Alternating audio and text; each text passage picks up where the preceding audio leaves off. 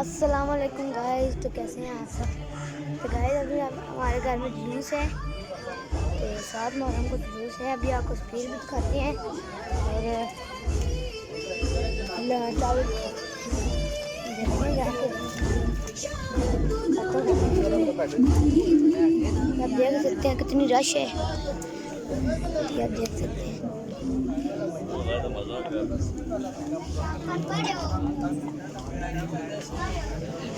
Speed देखें क्या अभी खत्म हो गए, बहुत पहले बहुत हो गई, पहले बहुत ज़्यादा थी। अभी आपको नंबर भी